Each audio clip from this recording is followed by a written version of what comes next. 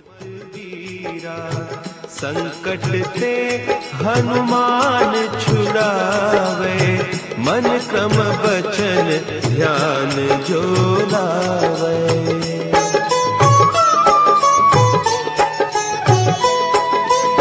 सब पर राम तपस्वी राजा, तिनके काज सकल तुम साजा।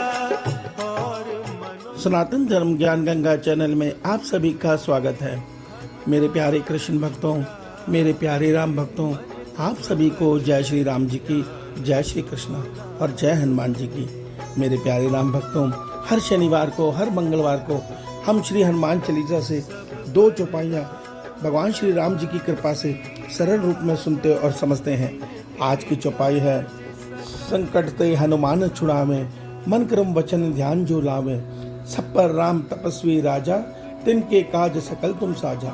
मेरे प्यारे राम भक्तों, आइए इन चौपाइयों को हम सरल और आध्यात्मिक रूप में सुनने और समझने का प्रयास भगवान श्री राम जी की कृपा से करते हैं। जय श्री राम जी की, जय हनुमान जी की। मेरे प्यारे राम भक्तों, इन दोनों चौपाइयों के माध्यम से श्री गोस्वामी तुलसीदास जी हम मानव मात्र को ये संदेश दे रहे हैं हनुमान जी की महिमा में कि हनुमान जी संकट ते हनुमान छुड़ावे, मन क्रम वचन ध्यान जो लावे।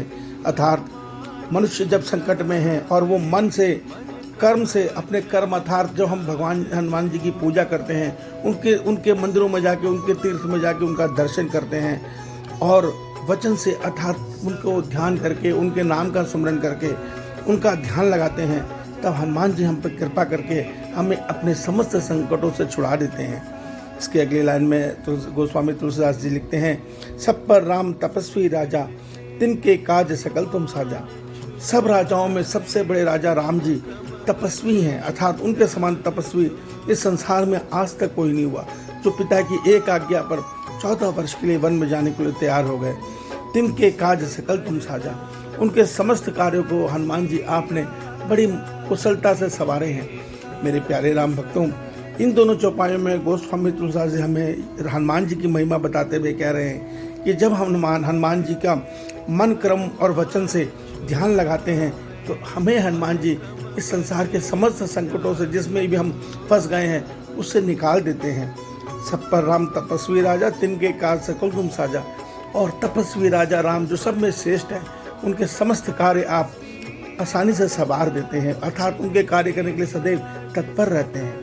मेरे प्यारे राम भक्तों, गोस्वामी तुलसीदास जी इस हनुमान चालीसा के माध्यम से हमें यह रहस्य समझाना चाहते हैं। देखिए, मैं पहले भी इसका वर्णन कर चुका हूँ कि श्री राम जी में मन लगाना, श्री राम जी की अनन्य भक्ति पाना जो शबरी माँ के पास थी, जो गोपियों के पास थी, क्योंकि राम जी ही कृष्ण जी बन के आए थे, वो भक्ति हर एक को नहीं मिल सकती।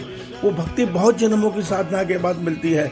अर्थात जब हम कर्म योगी बन के अपने तीनों गुणों को जीत लेते हैं और भगवान के तब हम सिद्धि को, कर्म योग की सिद्धि को प्राप्त करने के बाद हमें वो अनन्य भक्ति ईश्वर की कृपा से मिलती है।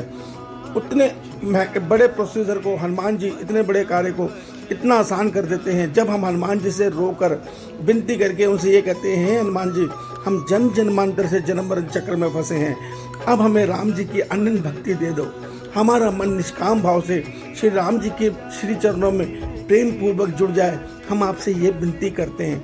विश्वास मानिए, हनुमान जी बहुत खुश होंगे और आपकी कामना को उसी वक्त पूरी करेंगे। और हनुमान जी में वो शक्ति है, वो भक्ति है।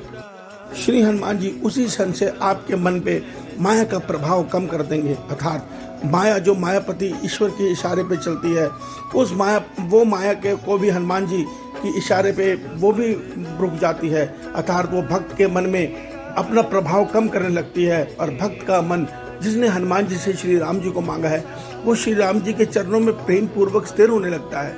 अभी हम श्री राम जी के चरणों में क्यों नहीं स्थिर हो पाते? क्यों? क्योंकि उनकी माया ने ही हमें भ्रमित किया हुआ है, हमें ये समझाया हुआ है कि प्रभु की भक्ति करो, ज़्यादा गहराई में जाने की जरूरत नहीं है, उनका प्रेम मांगो, उनसे उनकी भक्ति करके संसार मांगो। क्यों? माया मन पे अधिकार कर रही है। माया सदैव भगवान से संसार मांगेगी, शरीर का सुख मांगेगी, परिवार का सुख मांगेगी। पर जब मन माया से मुक्त हो जाएगा तो वही मन ईश्वर को, आनंद को मांगेगा। क्यों? वो मन वास्तव में उसी आनंद के लिए जन्म जन्मांतर से भटक रहा है। वो हमें हर सुख पाके कहता है नहीं, इससे बेहतर और सुख था जो मैंने पाया था। अब उसकी तलाश में ही हमारा मन बार बार हमें तृप्त नहीं होने देता और नए नए सुखों के पीछे भागता है, क्योंकि वो परम सुख को भूल चुका है। मैं जब वो ईश्वर का आनंद एक बार पा लेता है अपने मन में, तो मीरा माँ की तरह, बिल्ली माँ की तरह और गोपियों की तरह निश्चल हो जाता है और अपने प्रभु प्रेम में स्थिर हो जाता है। इसलिए आप सबसे विनती है हाथ जोड़कर कि श्री हनुमान जी से एक बार तो विनती करके देखिए, हे हनुमान जी, मैं सृष्टि के आरंभ से जन्म जन्मांतर से इस माया के द्वारा नचाया जा रहा हूँ, अर्थात मैं जन्म मरण चक्र में फंसा हुआ हूँ। मेरे को शरीर के संकट आप दूर कर देंगे, वो तो फिर आ जाएंगे या आने वाले जन्मों में फिर आ जाएंगे। मैं कर्म फल बंधन के अनुसार फिर नया जन्म लेके हो सकता है आपकी भक्ति भी ना कर पाऊँ। तो आज मुझ पर इतनी कृपा कर दीजिए इस जन्म में कि मुझे अब मेरे राम जी के श्री चरणों से जोड़ दीजिए, उस भक्ति के द्वारा जोड़ दीजिए जो भक्ति माँ बिल्ली के पास थी।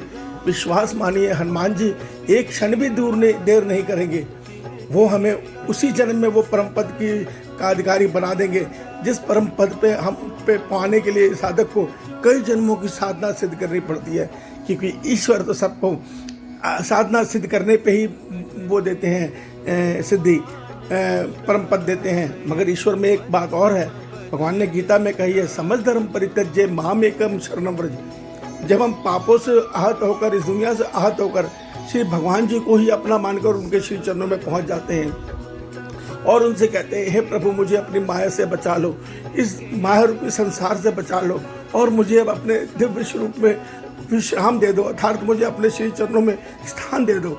विश्वास मानिए भगवान उसी क्षण हमें अपना पुत्र मानकर हमारी उंगली को थाम लेते हैं और हमारे मार्ग को हमारे लिए अपनी माया को निर्देश देकर आसान कर देते हैं और हम उसी जन्म में या आने वाले 2-3 जन्मों में परमात्मा की कृपा से उनको पा लेते हैं। इस रहस्य को समझिए, अपनी भक्ति का उद्देश्य ईश्वर मिलन बनाइए, संसार के सुख पाना नहीं। संसार के सुख आज है कल नहीं है, ये शरीर आज है कल नहीं है, मगर एक बार आत्मा परमात्मा से मिलन हो गया तो वो सदैव के लिए है। इस सत्य को समझिए। ईश्वर आप सबका कल्याण करे। आपका दिन शुभ हो। जय श्री राम जी की, जय हनुमान जी की, जय श्री कृष्णा।